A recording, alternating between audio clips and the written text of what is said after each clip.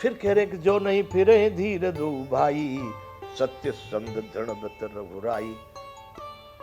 राम जी अपने प्रण के पक्के और दृढ़ता से नियम का पालन करने वाले, सत्य संग दृढ़ व्रत रघुराई, अपने नियम का दृढ़ता से पालन करने वाले, अपने व्रत का दृढ़ता से पालन करने वाले सत्यवादी हैं, इसलिए कदाच वो नहीं लौटेंगे। तो तुम विनय करे कर जोरी, फिर ये प्रभु मिथिलेश किशोरी।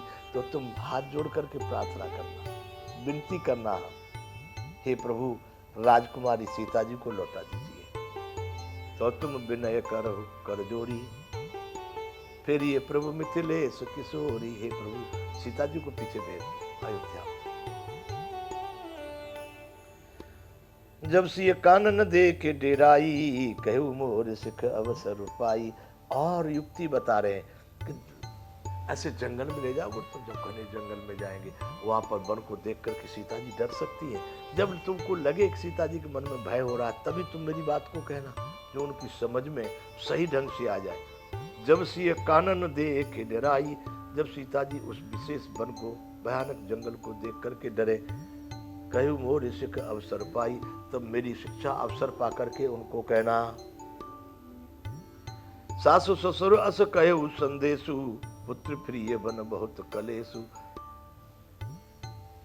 पुत्री, आपके सास और ससुर ने ऐसा संदेश मुझसे कहा है और मुझको इसलिए भेजा है आपके साथ कि आप अब घर चलिए।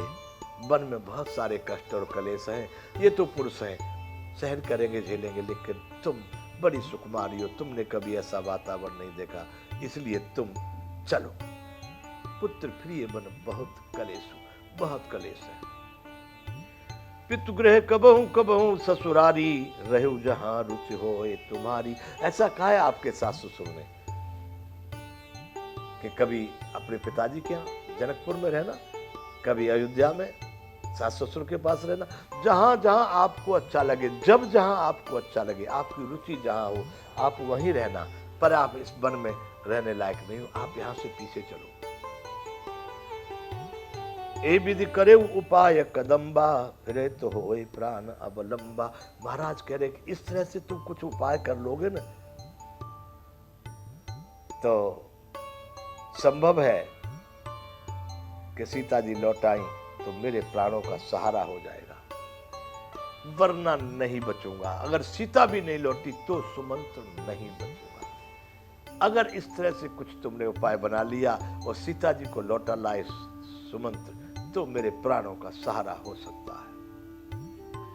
ना ही तो मरो मोर मरन परिणामा, कछु न बसाए भय विधिबामा। अन्यथा तो मेरा मरने का परिणाम पक्का है, अंत में मेरा मरण ही होगा।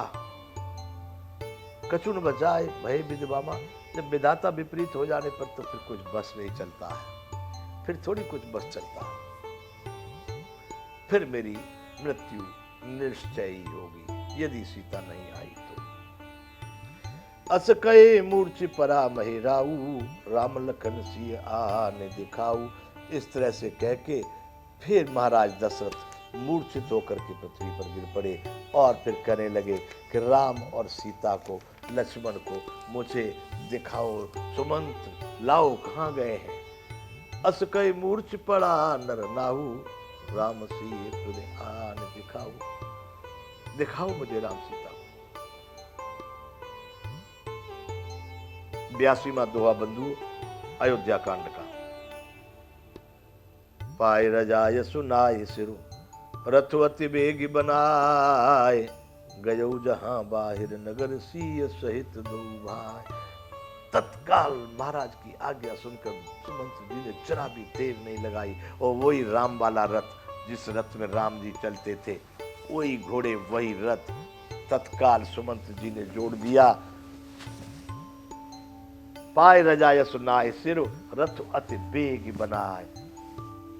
तुरंत तत्काल रथ बना करके गयऊ जहां बाहिर नगर, नगर के बाहर जहां पर सीता जी, राम जी और लक्ष्मण जी सिय सहित दो भाई, सीता के साथ दोनों भाई लोगों को समझा रहे थे, नगर निवासी उनके पीछे पड़ गए, जाने नहीं दे रहे।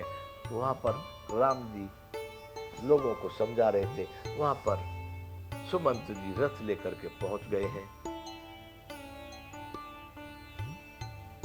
तब सुमंत नृप बचन सुनाए, कर बिनती रथ राम चढ़ाए। तब सुमंत जी ने राजा की वचन बताए और उनको कहा कि राम जी, राजा ने ऐसी आज्ञा दी है कि आप रथ में बैठ जाएं, मैं आपको रथ से जंगल में वन में लेके चलता हूं। जब विनती की है रथ में चढ़ने की, तो राम जी रथ में बैठ जाते हैं।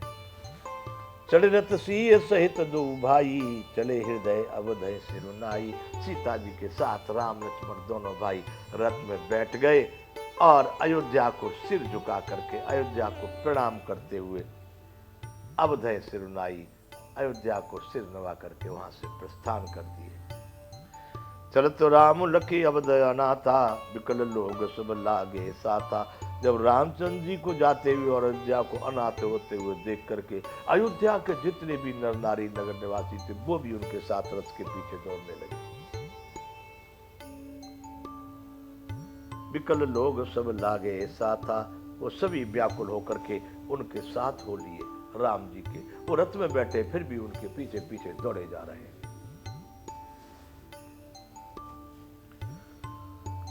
कृपा सिंधु बहु विधि समझावे, फिर प्रेम बस पुन तेरे आवे। राम जी फिर रोकते रथ को, समझाते, भाई आप लोग जाओ, पिताजी बड़े दुखी हैं, अयोध्या का अभी ऐसी नहीं है स्थिति, मैं जल्दी लौट के आऊंगा, आप जाइए, मेरी विनती है, आप थोड़ी दिन अयोध्या को शांत रखिए, अयोध्या को संभालिए। बड़े प्रेम से कृपा सिंधु बहुत प्रकार से उनको समझाते हैं। थोड़ी दूर लौट के आते हैं, जाने दो अयोध्या को, फिर लौट करके राम जी के पास दौड़ के पहुंच जाते हैं। फिर है प्रेम बस पुण्य फिर आवे, वे अयोध्या की ओर लौट जाते हैं राम जी के समझाने पर, परंतु प्रेम बस फिर लौट करके राम जी के पीछे हो जाते हैं।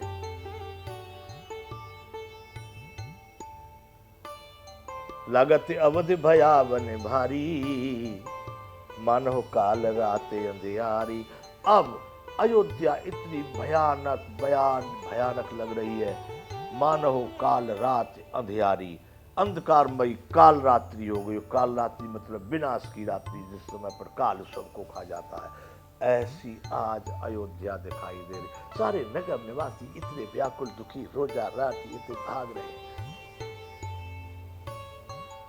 घोर जंतु समपुर नर नारी, डर पे एक एक निहारी। अब अयोध्या के नगरी अपने जो सगे संबंधी भाई, काका, चाचा, मौसा, फूफा जो भी है, एक एक को देख करके डर लगता है, भूत प्रेत जैसे लग रहे हैं। ऐसी अयोध्या की स्थिति हो गई है कि दुख में बंधु कोई किसी को नहीं सुहाता है। डर पे एक है एक निहारी, जीव जंतु घोर जंतु सम, जो भयानक प्रकार के जीव जंतु होते हैं, ऐसे आपस में उनके मनुष्यों के ऐसे भाव हो गए। घर मसान पर जन जनु भूता, सुतहित मीत मनहु जमदूता। उनको घर शमशान जैसे लग रहे हैं। परिजन जन भूता, और कुटुंबी लोग जो है उनके घर परिवार वाले, कुटुंब वाले, वो सब भूत जैसे दिखाई दे रहे, प्रेत, भूत प्रेत। घर मसान परिजन जन भूता, सुत हित मीत मनव जमदूता। और जो पुत्र हैं और हितैषी लोग हैं उनके और मित्र हैं, वो मानव यमदूत यानी यमराज के ही दूत हैं। ऐसे अपने लोगों के प्रति उनके ऐसे भाव बन रहे हैं। बागन बिटप बेल कुमिलाही, सरत सरोवर देख न जाही। बागों में पेड़ और वृक्षों पर चढ़ी हुई लताएं सब कुमला जा रही हैं, वो भी सब मुरझा रही हैं। डर पे सरत सरोवर देख न जाही, और नदियां और तालाब भी, उनकी भी स्थिति बड़ी खराब हो गई है, देखने लायक नहीं है। नदियों के किनारे व्यर्थ जैसे लग रहे हैं।